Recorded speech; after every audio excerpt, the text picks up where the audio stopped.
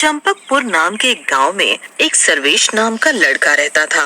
वो बहुत ठर की किस्म का था। एक दिन सर्वेश अपनी प्रेमिका से बात कर रहा होता है। अरे डार्लिंग, बड़े दिन हो गए, चलो तुम्हें फिल्म दिखा के लाऊं। आजी दूर रहो मुझसे, खबरदार जो मुझे छुआ तो। अरे जानू, इतना क्यों भड़क रही हो? क्या हुआ?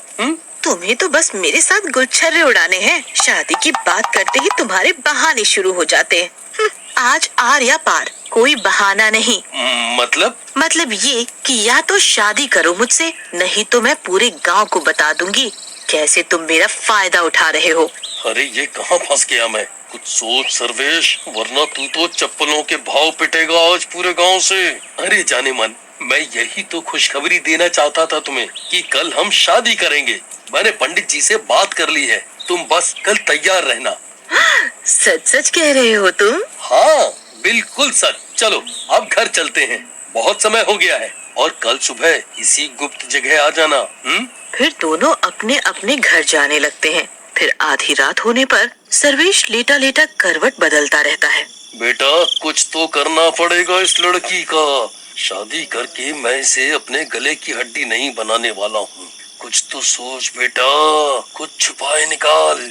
फिर अगले दिन उसी गुप्त जगह सर्वेश अपनी प्रेमिका से मिलने आता है। अरे जानू, तैयार हो ना शादी के लिए? चलें? हाँ हाँ बिल्कुल, मैं तो देखो दुल्हन साड़ी पहन के आई हूँ। फिर सर्वेश उसे एक खुफिया रास्ते में ले जाने लगता है।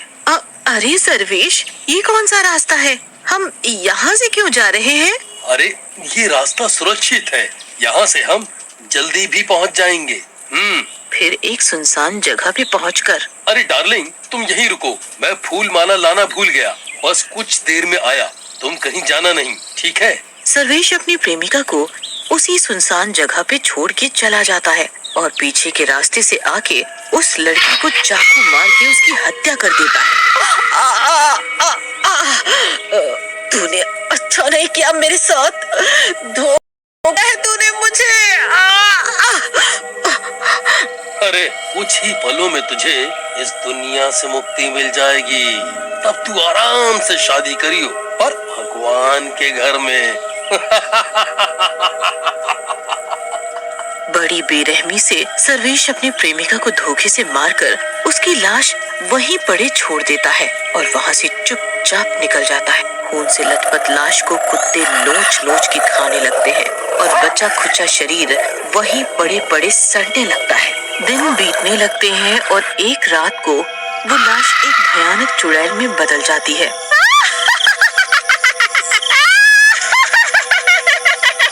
मैं फिर से कैसे जिंदा हो गई? अब मेरा बदला पूरा होगा।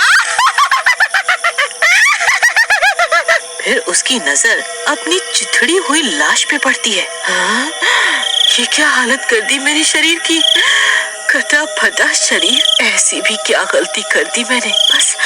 बस प्यार ही तो किया, हाँ, पर गलत इंसान से किया। यही सबसे बड़ी गलती थी मेरी। फिर चुड़ैल अपना सुध बुध संभालती है और तेज तेज हंसने लगती है।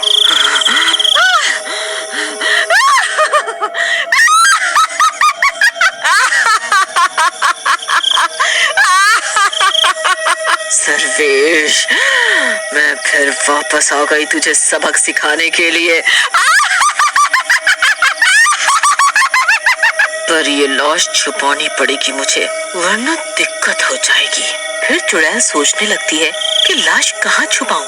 तभी उसे एक उपाय मिलता है। एक काम करती हूँ, गड्ढा खोद लेती हूँ। फिर काफी देर तक खोदने के बाद चुड़ैल एक गहरा गड्ढा खोद के तैयार कर लेती है। हाँ, चलो ये तैयार हो गया। अब इसमें ये लाश दबा देती हूँ। हाँ, कभी कोई नहीं ढूंढ पाएगा। फिर चुड़ैल अपने बचे हुए शरीर को उस गड्ढे में दफना के मिट्टी भर देती है। ये काम तो पूरा हुआ, अब उस सर्वेश को ढूंढना रह गया है बस। फिर चुड़ैल सर्वेश की खोज में उसके गांव में भटकने लगती है। वहाँ सर्वेश एक दूसरी लड़की को अपने प्यार के जाल में फंसा लेता है। अरे रजनी, तुम कितनी सुंदर हो। भगवान ने तुम्हें बड़ी फुर्सत से बनाया है। क्या सच में मैं इतनी खूबसूरत हूँ? और क्या, पूरे गांव में तुम सा सुंदर कोई और नहीं है। क्या तुम मुझसे शादी करोगी? सच? मेरे बापू नहीं मानेंगे। अरे कौन सा अभी शादी कर रहे हैं हम। अभी पहले मैं कोई टिकाऊ काम धंधा करने लग जाऊं तब तुम्हारे घर आऊंगा तुम्हारा हाथ मांगने। पर तब तक हमें ऐसे ही छुप छुप के मिलना होगा। तुम्हारे बापू जान गए तो अभी रिश्ता ठुकरा देंगे। हाँ, तुम सही कह रहे हो। अभी किसी को नहीं बताएंगे। फिर उन दोनों का मिलना जुलना कुछ दिनों तक चलता रहता है और एक दिन सर्वेश रजनी को मिलने उसी जगह बुलाता है जहाँ वो अपनी पहली प्रेमिका को मिलता था। अरे आज तुमने मुझे यहाँ क्यों बुलाया है? ये कितनी सुनसान जगह है। अरे जाने मन जाने बाहर, ये जगह एकदम सेफ है। यहाँ हमें कोई नहीं देखेगा, इसीलिए मैंने ये जगह चुनी। अब इस जगह आ ही गए हैं तो थोड़ा प्यार भी बरसा दो। वहीं वो चुड़ैल सर्वेश को ढूंढते ढूंढते उसी जगह पहुंच जाती है। तभी उसकी नजर सर्वेश पर पड़ती है। वो एक पेड़ से उन्हें छुप छुप के देखने लगती है। अच्छा, तो ये सर्वेश यहाँ मजे ले रहा है। मुझे मारकर इसने दूसरी लड़की भी पटा ली इतनी जल्दी। इसे तो मैं मजे दिलवाऊंगी। रुक रुक तू सर्वेश के बच्चे। फिर चुड़ैल डरावनी आवाजें निकालने लगती है।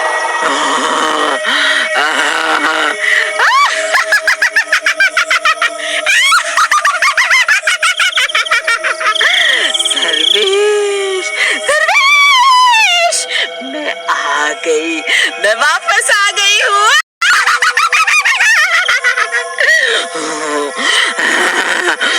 सर्वेश चुड़ैल की आवाज सुन के डरने लगता है।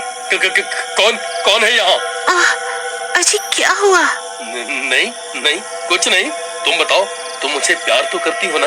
तभी चुड़ैल फिर से सर्वेश को डराती है। सर्वेश, तूने मेरा कत्ल किया, तुझे भी ऐसे ही मारूंगी। फिर सर्वेश डर जाता है और यहाँ वहाँ देखने लगता है। तभी चुड़ैल अचानक रजनी में घुस जाती है। सर्वेश, तू मरेगा आज। हाँ, तू मरेगा आज। रजनी का भयंकर रूप देख के सर्वेश डर जाता है और रजनी को दूर धक्का देता है। पास नहीं आना मेरे, दूर हट। तभी एकाएक चुड़ैल रजनी का शरीर छोड़ देती है और बाहर खड़ी हो जाती है। अरे ये क्या हुआ? तुमने मुझे धक्का क्यों दिया? रजनी माफ करना, मुझे लगा तुम तुम। तभी चुड़ैल फिर से रजनी के शरीर के अंदर घुस जाती है और सर्वेश को दोनों गालों पर एक एक थप्पड़ लगाती है। अरे पागल हो गई है क्या? मुझे मारेगी तू? और सर्वेश रजनी के बाल पकड़ लेता है। तभी चुड़ैल फिर रजनी के शरीर से निकल जाती है। अरे तुम पागल हो गए हो क्या?